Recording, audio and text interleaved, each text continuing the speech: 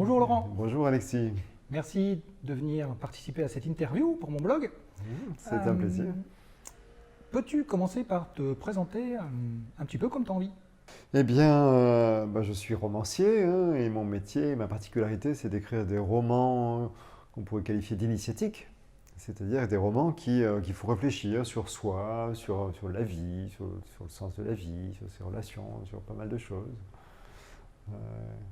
Et qu'est-ce qui t'a donné envie parce qu'avant tu avais une autre vie, forcément. Oui, Qu'est-ce qui oui. t'a fait la bascule finalement? En fait, je pense que j'ai ça au fond de moi. Quand je dis j'ai ça, c'est pas forcément le fait d'être écrivain, d'écrire.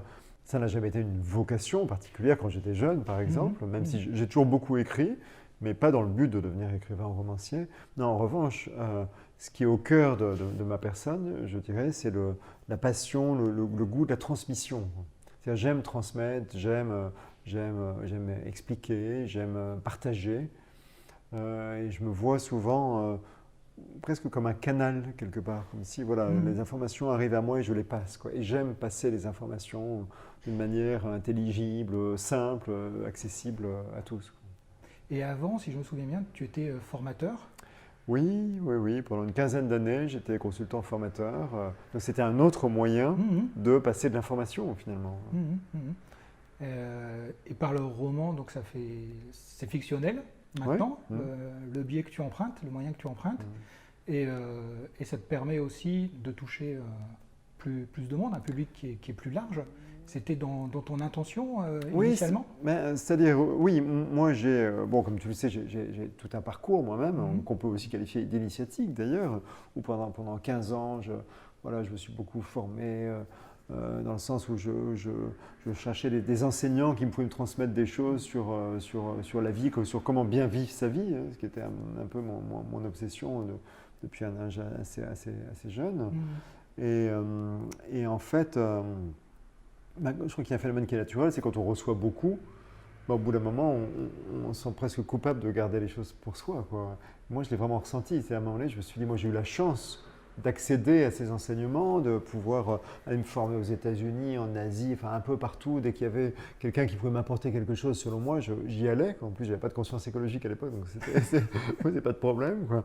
Et donc, j'ai eu cette chance, en fait, de bénéficier de ces enseignements, de ces rencontres, de ces conseils. Et je me suis dit, je ne peux pas garder ça pour moi, quoi. Et à un moment donné, c'est ma responsabilité de passer, quoi, de repasser, de retransmettre. Et c'est vrai que quand j'étais formateur, je m'adressais à des petits groupes. Puis il y avait des objectifs très, très spécifiques. Il y a des formations. Et écrire, pour moi, était un moyen de m'adresser à un large public, quoi.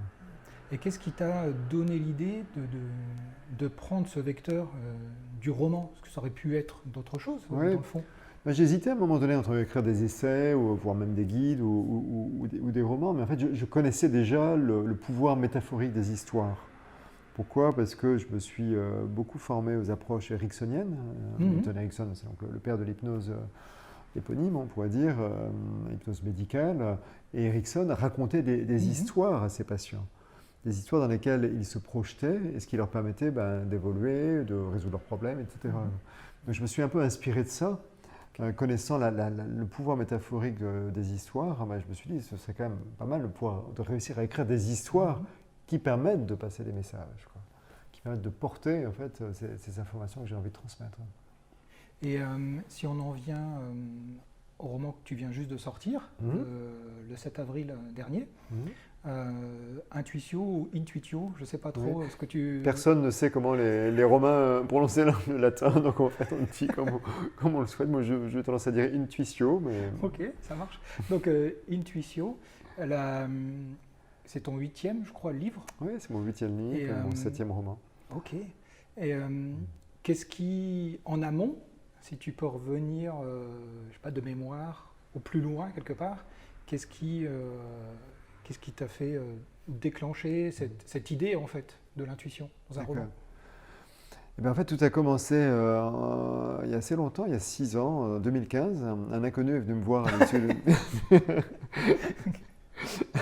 à l'issue d'une de mes conférences à Paris, un monsieur que je ne connaissais pas du tout, qui m'a dit, voilà, bonjour, je m'appelle Alexis Champion, et je dirige un institut de formation à l'intuition, voilà. Mais tout est parti de là, en fait. D'accord. Donc, on s'est retrouvés 3 mois plus tard ensemble dans une salle. Ouais. Et tu m'as formé donc au Remote Viewing. Moi, ça a été le choc de ma vie, quoi. C'est-à-dire, c'est une formation qui a complètement chamboulé ma vision du monde. Moi, ma vision du monde, c'était l'information vient à moi par un accès direct de mes sens. C'est ce que je peux voir, ce que je peux entendre, sentir, toucher, goûter éventuellement. Mais c'est tout, que l'on me rapporte, quoi. Je ne savais pas, j'étais loin de m'imaginer qu'on pouvait capter une information, alors certes en utilisant nos sens, mais plus comme un canal, quoi, finalement, mais des informations non directement accessibles par ailleurs, quoi. Pour moi, c'était quand même énorme, quoi. Et évidemment, tout de suite, je me suis dit, j'aimerais en faire un roman, quoi, parce que c'est quand même un truc. Donc, je te coupe un peu, Ouais. parce que je découvre, tu as eu l'idée à l'époque déjà qui germait. Non, j'ai pas eu l'idée, j'ai eu l'envie. L'envie. Je me suis dit, j'aimerais en faire un roman. Ah, ok. Et en même temps, comme c'est un roman et pas un essai, ça ne s'écrit pas en 3 mois. Pour moi, il faut trouver l'histoire qui porte ça, une fois de plus. Et ça, c'est le gros de mon travail, quoi. C'est trouver les histoires, quoi. Et donc j'ai cherché et je ne voyais pas en fait quelle histoire pouvait porter ça. J'ai manqué d'idées dans ce coup-là, quoi. Du coup, j'ai pas forcément renoncé, mais mis de côté, quoi. Et puis il s'est écoulé quelques années, jusqu'à peu près en 2018, si je ne me trompe pas. Et là, j'ai eu l'idée, alors je ne sais plus comment c'est revenu, mais j'ai eu l'idée d'écrire un roman sur l'intuition. Sous forme de thriller, ce qui était nouveau pour moi. Je n'écrivais pas de thriller.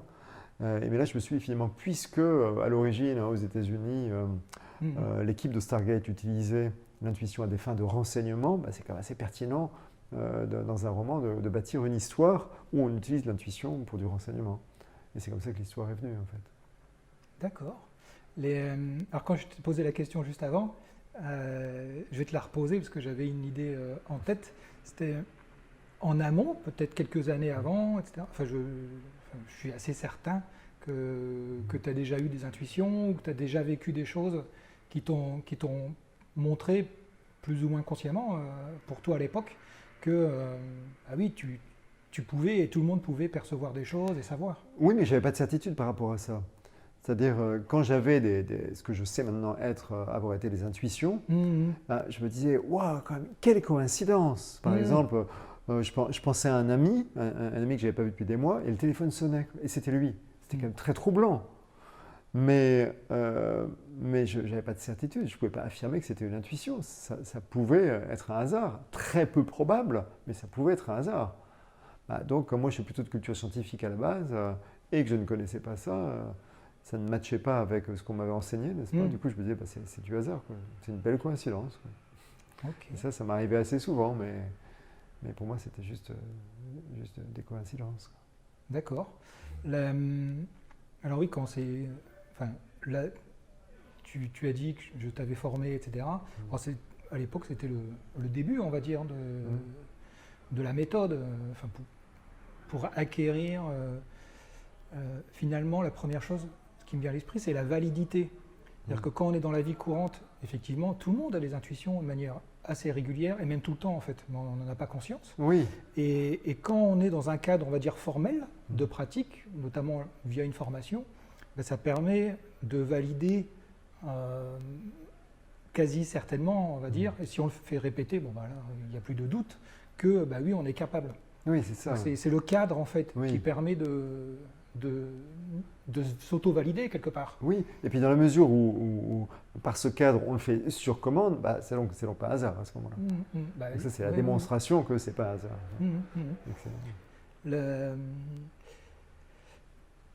La méthode, elle va assez loin dans les perceptions, on va dire ça comme ça, et dans la prise de conscience de ce que chacun est capable de faire. Oui. Dans la suite de ce que de ce qu'on a partagé, de ce que tu as vécu, de ce que tu as appris, aussi avec Marie-Estelle Couval, et puis je sais que tu as discuté avec Paul H. Smith, qui est un confrère justement de Stargate, à l'époque, qui enseignait ces méthodes dans le monde du renseignement militaire. Dans ce que tu as vécu jusqu'ici, dans ce cadre formel, on va dire, qu'est-ce qui t'a le plus marqué ou fait tilter sur ce que toi, tu pouvais vivre et ce que tu avais vécu? Eh bien, je dirais deux choses. Le premier choc, c'était le choc initial lors de la première journée de formation avec toi, donc il y a 6 ans, en 2015. Et ensuite, en effet, comme tu le sais, quand j'ai eu l'idée d'écrire ce roman, je t'ai rappelé, on a à nouveau passé de longues journées ensemble, ainsi qu'avec Marie-Estelle, pour poursuivre ma formation. Et là, j'ai eu un deuxième choc lié à la relation au temps, je dirais. Quand en fait, je me souviens d'une session qu'on a faite ensemble, qui correspondait à un événement historique, c'était l'arrivée de Bougainville à Tahiti. C'était l'événement que tu avais choisi, mais je l'ignorais. Et donc voilà, j'applique la méthode, je pars en intuition, et très vite je perçois, je me souviens, donc une terre très, très entourée d'eau, il y avait beaucoup d'eau. Je me souviens que tu me poses la question, quel goût a cette eau? Et je crois que j'ai fait un geste, je me vois en tout cas en train de faire un geste virtuel, dans le vide, et comme si je trempais mon doigt dans l'eau, et je le porte à ma bouche, et je te dis c'est salé, quoi. Et puis ensuite, voilà, je perçois des gens, beaucoup de gens, je perçois la fête, et en même temps je perçois de la peur. Ce qui était pour moi bizarre, pas très logique, parce que quand on fait la fête, on est joyeux, en général, pas qu'on a peur, et inversement, quand on a peur, on ne fait pas la fête, quoi. Mais je captais tout ça, bon, et puis d'autres éléments. Et puis après, quand tu m'as révélé que c'était l'arrivée de Bougainvilliers, à ce moment, ça ne m'a rien fait, parce que ma culture historique sur cet épisode de l'histoire est faible, pour ne pas dire nulle. Mais tu m'as expliqué qu'en fait, les Tahitiens avaient déjà reçu la visite d'Occidentaux, qu'ils avaient accueillis, je crois, avec leurs arcs et leurs flèches. Ils s'étaient fait un peu massacrer en retour. Les Anglais. C'est les Anglais, voilà, Occidentaux. Ils s'étaient fait massacrer. Du coup, quand Bougainvilliers est apparu, quelques temps plus tard, ils se sont dit on ne va pas refaire la même erreur et on va changer de stratégie. Et donc, tu m'expliquais que leur volonté était de faire la fête pour bien les accueillir et être épargnés. Mais ils faisaient la fête la peur au ventre, quoi. Et ce qui est intéressant, c'est que moi, je ne connaissais pas du tout cet épisode de l'histoire. Et néanmoins, j'ai capté les émotions de ces gens, sauf que c'était il y a combien? 3 siècles, c'est ça? 3 siècles. Et là, je me suis dit, mais comment est-ce que c'est possible que je capte des informations d'il y a 3 siècles, qui sont en plus géographiquement à l'autre bout de la Terre, à Tahiti. Et donc, ça veut dire que, quelque part, peut-être que ma conscience se déplace dans l'espace, mais aussi dans le temps, quoi, pour capter ces événements, mais en temps réel. Moi, j'ai goûté l'eau telle qu'elle était, quoi. J'ai ressenti les émotions de ces gens-là qui, à la fois, faisaient la fête et de la peur, quoi. Moi, je l'ai ressenti à l'instant réel. Donc là, ça donne une sorte de vertige, je dirais, dans la relation au temps, quoi. Ça, c'était donc mon deuxième grand choc. Voilà, la question qui me taraude, et je pense que c'est celle de beaucoup de tes lecteurs et de tes lectrices, quand tu crées, quand tu imagines une histoire, comme tu disais, quand tu racontes des choses mais qui n'existent pas et qui vont exister plus tard sous forme d'un roman, donc tu apportes quelque chose de nouveau, on va dire, et qui après tu vas partager et transmettre aux gens qui te lisent. Ta démarche dans la création, est-ce que tu peux en dire quelques mots? Et puis éventuellement, si tu en fais des liens par rapport à la démarche intuitive. Ok. Ce qui caractérise mon approche de l'écriture, c'est que j'écris en 3 phases. D'accord. Il y a des écrivains qui écrivent d'un seul jet, comme Amélie Nothomb par exemple, ou Stephen King aux États-Unis. Voilà, ils écrivent d'un seul jet. Ils partent, ils écrivent, et l'histoire leur apparaît en même temps qu'ils l'écrivent. D'accord. Ils n'ont pas de plan, quoi, à l'esprit. Moi, mon écriture est tout autre. Il y a 3 phases. Il y a d'abord une phase créative, ensuite il y a une phase de plan, et ensuite une phase d'écriture. C'est là, moi, j'éprouve le besoin d'avoir d'abord cette phase créative jusqu'à ce que j'ai toute l'histoire, tout le déroulé. D'accord. Et donc, je fais un plan pour de lancer toutes les idées. Sachant que je me réserve le droit et la possibilité, néanmoins, quand je suis en phase d'écriture, de chambouler ce plan, d'ajouter des idées, quoi. Voire d'en soustraire, mais c'est plutôt d'en ajouter. D'accord. Parce qu'il y a en effet une magie de l'écriture. Il y a des choses qui surviennent, comme ça, on ne sait d'où, quoi. Et c'est intéressant d'être dans une posture d'accueil à ce moment-là, bien sûr. Pas juste rester dans ce qu'on a planifié. Le gros du travail pour moi, c'est la phase créative, je l'ai un petit peu évoqué tout à l'heure, c'est trouver l'histoire, la bonne histoire qui va me permettre de porter ces messages. En fait, ce qui est très difficile par rapport à mon métier tel que je l'ai voulu, c'est que je veux précisément transmettre des messages. Ouais. Ça, c'est dur. C'est-à-dire, ce serait plus facile pour moi, soit de me concentrer sur les messages, et là j'écris un essai ou un guide, d'accord. Donc là, on structure le truc, pouf pouf, ce serait assez facile pour moi en tout cas, ou soit d'être dans la créativité pure et d'écrire juste des histoires. Ah, c'est l'histoire de quelqu'un qui, d'accord? Et ce qui est super dur, en tout cas moi je trouve, c'est de trouver une histoire qui transmette des messages, quoi. D'accord? Ça, c'est pas évident, hein. Sans que ce soit moralisateur, donneur de leçons ou trop plaqué, d'accord? Donc là, le gros boulot est là. Et donc cette phase créative, c'est ce qui me demande le plus de travail, c'est ce qui est le plus long. Et ce qui est très très étonnant, enfin ce qui m'étonnait beaucoup au début, maintenant je suis habitué, c'est que les idées me viennent dans le désordre le plus complet, quoi. C'est-à-dire que je peux avoir une idée d'une scène de départ, et puis une scène située à la fin du livre, à la fin de l'histoire, ensuite une autre au milieu, etc. Et ça jaillit comme ça pendant des mois, hein, ça dure des mois, mais vraiment dans le désordre le plus complet. Et régulièrement, j'ai une idée qui me vient d'une scène, d'accord, qui implique des personnages, mais la scène est un peu bizarre en ce sens que elle n'a pas vraiment sa place dans l'édifice, quoi. A priori, c'est un petit peu hors sujet par rapport à l'histoire, donc j'ai pris l'habitude de tout accueillir, hein. Je parlais de cette posture d'accueil, donc je note tout, j'ai toute une organisation, hein. Je note, mais je me dis, bon, ça, a priori, c'est hors sujet, quoi. Voilà, c'est à côté de la plaque, quoi. Mais je note quand même. Et des mois plus tard, et ça à chaque fois, mais il se trouve que cette petite scène que j'avais mise de côté, eh ben, elle a parfaitement sa place. Et non seulement elle a parfaitement sa place, mais c'est un peu comme la pièce d'un puzzle. S'il n'y avait pas cette scène-là, ça n'irait pas, quoi. C'est-à-dire, elle a sa pleine et entière justification, elle est nécessaire au déroulé de l'histoire. Et ça, je ne le savais pas quand elle m'est venue. Et ça, pour moi, c'est la preuve que ça ne vient pas de mon cerveau, donc ce n'est pas du calcul. Je me dis pas, alors je vais faire cette scène parce que ça me servira pour avant ou ce qui se passe après. Non, pas du tout, quoi. Ça m'est venu voilà, comme ça, quoi. Ça m'est venu comme ça et sans raison, et a priori, il n'y a pas de logique quand elle arrive, quoi. Sauf qu'après, tout est parfaitement linéaire, quoi. Donc finalement, si je comprends bien, dans la deuxième étape de plan, ouais. Tu prends les... En fait, c'est un puzzle que tu construis à partir des pièces de puzzle. C'est ça. Et puis tu dis, tiens, bah, celle-ci, elle va là, celle-ci, elle va là. C'est ça, c'est exactement ça. C'est un peu comme un puzzle à 1000 pièces. Alors, j'ai peut-être pas 1000 scènes, mais ça se compte en centaines quand même. Enfin, je sais pas, je n'ai pas compté, mais en tout cas, peut-être 80 scènes, 100 scènes dans un livre. Ça dépend selon les livres, mais beaucoup en tout cas, voilà. Et en effet, c'est éparpillé. Quand je dis c'est éparpillé, c'est que je les note sur des bouts de papier, quoi. Je prends soin de ne pas l'écrire de manière linéaire, parce que ça c'est un piège. Évidemment, il y a un début, il y a une suite, il y a une fin, etc. Donc non, je l'écris sur les bouts de papier, et puis j'ai un grand bureau chez moi qui fait 2,50 m de long au moins. Et puis je répartis mes papiers, et après je fais le puzzle, quoi. Donc je mets ça dans l'ordre. La question qui me vient, c'est quand tu commences à faire ton puzzle, donc ton plan, finalement tu découvres le plan en mettant les scènes les unes par rapport aux autres.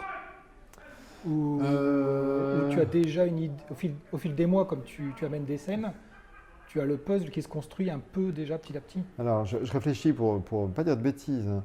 J'essaie de me replonger. En fait, je crois que c'est les deux. Je crois qu'il y a les deux. C'est-à-dire, à la fois, j'ai des scènes qui me viennent et je me dis, ah oui, mais bien sûr, et ça, c'est ce qui va se passer à tel moment. Voilà. Et puis d'autres où pas du tout, je mets de côté, quoi. Donc, il y a un peu des deux, quoi. C'est petit à petit, en fait, quand les scènes me viennent, je crois, hein, je ne peux pas l'affirmer, que le plan se dessine quelque part d'une certaine manière, d'accord, mais il n'est absolument pas figé, quoi.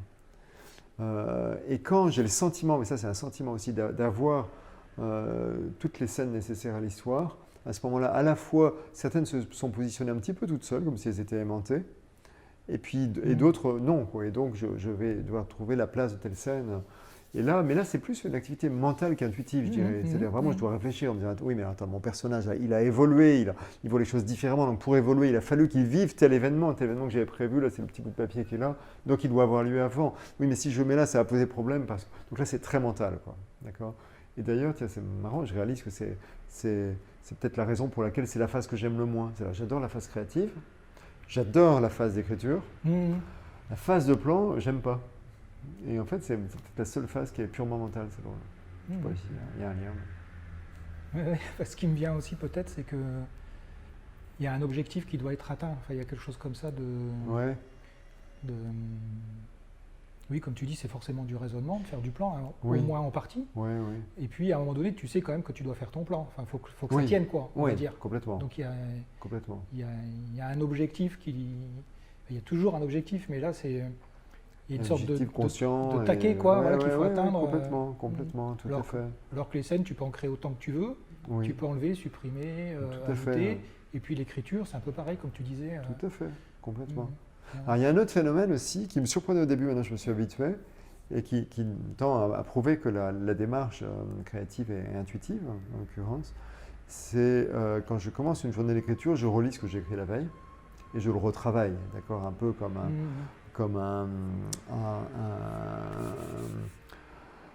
un peu comme un sculpteur, voilà. Un sculpteur va polir son œuvre, d'accord. Donc j'enlève les aspérités du texte, Okay. je le retravaille, je retravaille le style, etc. D'accord. Donc ça c'est plusieurs heures souvent. Donc je commence ma journée par une relecture de la veille. Et au début, maintenant j'y suis habitué, ça ne me le fait plus, mais au début, ça me faisait tout bizarre de relire ce que j'avais écrit la veille, parce que j'avais le sentiment que c'est pas moi qui l'avais écrit. Je n'avais pas souvenir d'avoir écrit ça. C'est presque comme si je ne reconnaissais pas le style. Enfin, c'était étonnant, quoi. Donc là, c'est dans la phase d'écriture, hein, pas dans la phase créative. Ça veut dire qu'il y aurait aussi de l'intuition dans l'écriture, je pense. Et à propos de l'intuition, ça me fait penser à deux anecdotes, si tu veux. Pour mon précédent roman, qui s'intitule « Je te promets la liberté », il est arrivé un truc assez marrant, assez étonnant. J'écris cette histoire, enfin je travaille, je suis en phase créative de cette histoire, donc c'est peut-être 6-8 mois. Et très rapidement, me vient à l'esprit, me traverse l'esprit que l'héroïne est originaire de Djibouti. D'accord ?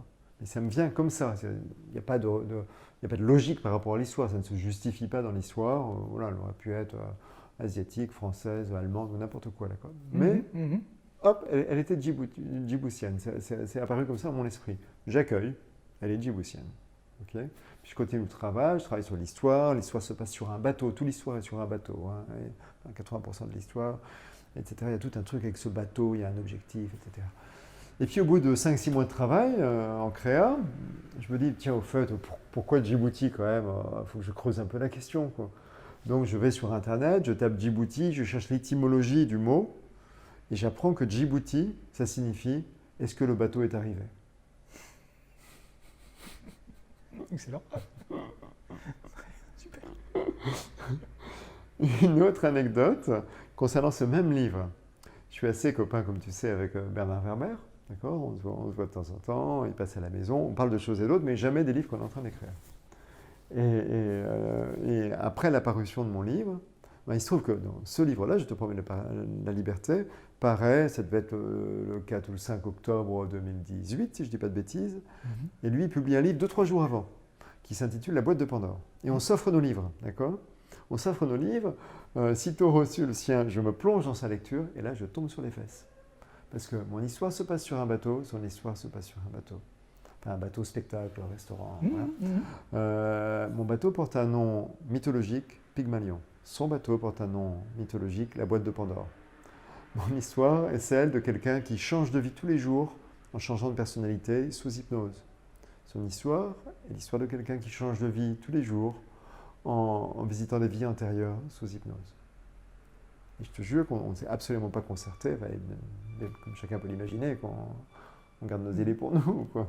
Et les deux livres, heureusement, sont très différents. Et les deux livres sont très différents. Néanmoins. Oui, néanmoins. Donc ça fait beaucoup de points communs. Et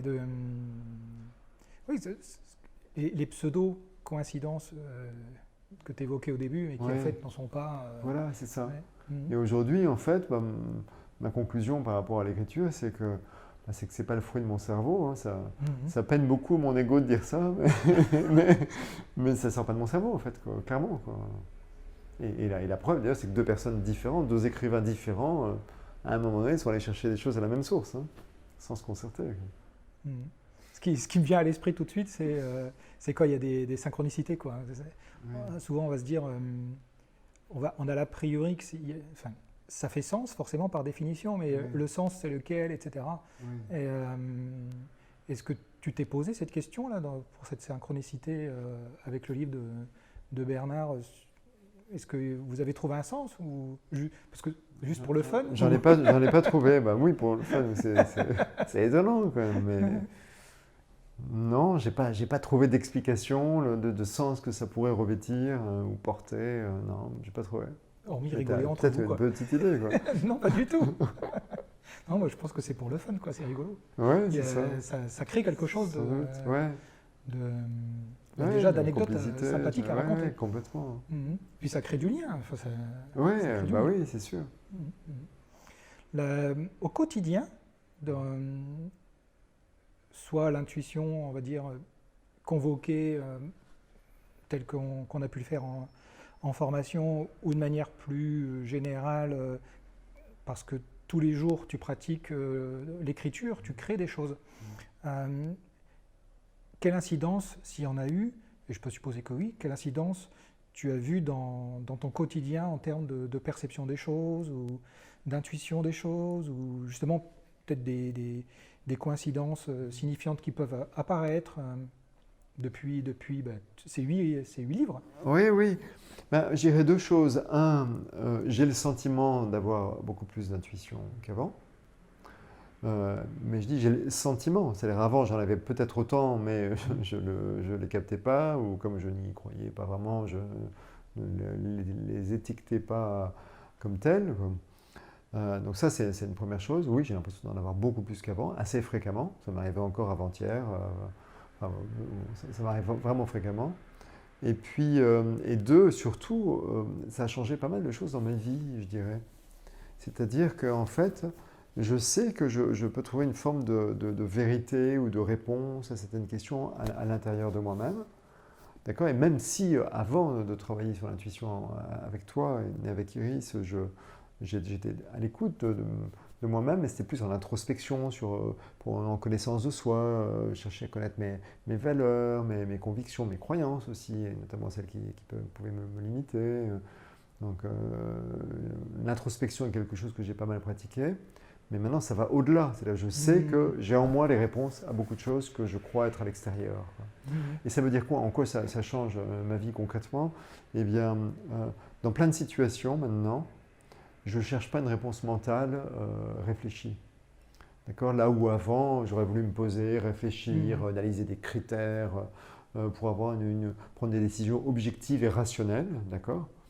Maintenant, je n'exclus pas ça, bien sûr, mais je vais d'abord essayer d'écouter ce qui résonne en moi, ce qui vient de moi, quoi.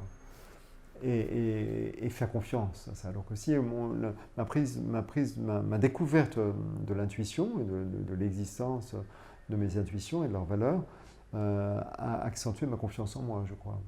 Confiance dans le sens me fier à moi et à mes ressentis. En fait. Et ça, c'est super important. Parce que combien de fois dans la vie, j'ai eu un ressenti par rapport à quelque chose, des décisions, des gens ou autres.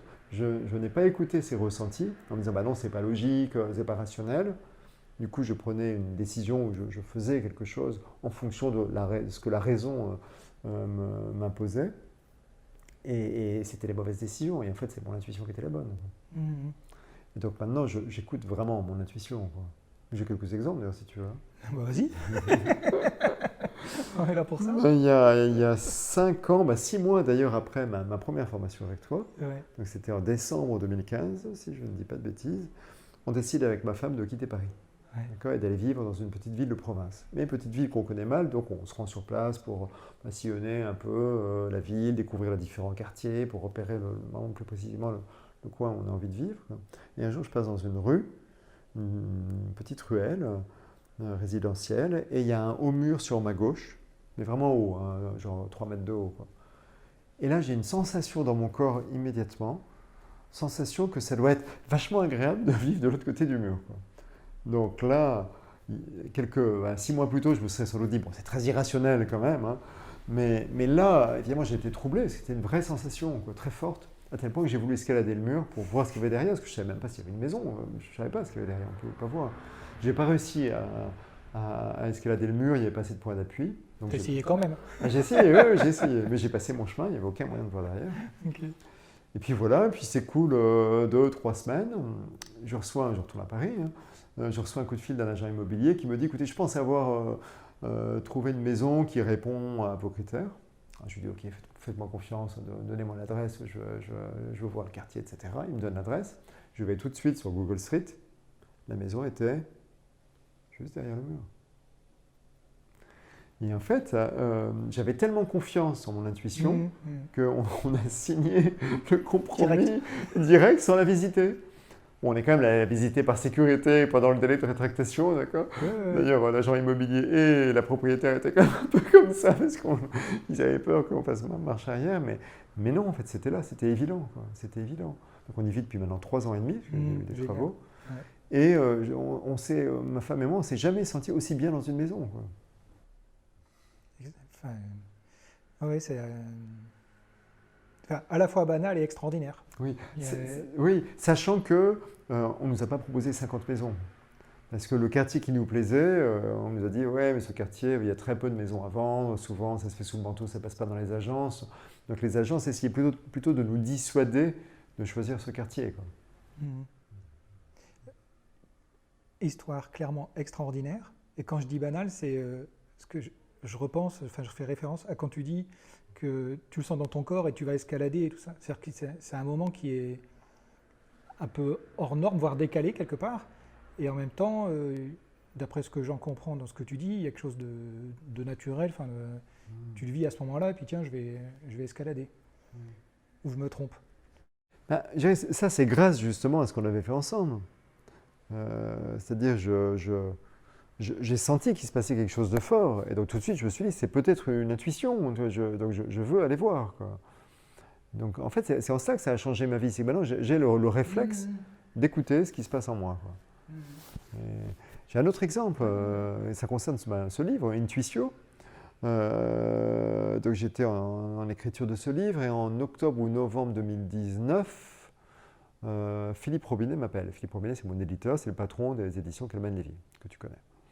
Philippe m'appelle et me dit « Est-ce que tu crois que ton livre sera prêt pour une parution en octobre 2020, donc 1 an plus tard ?»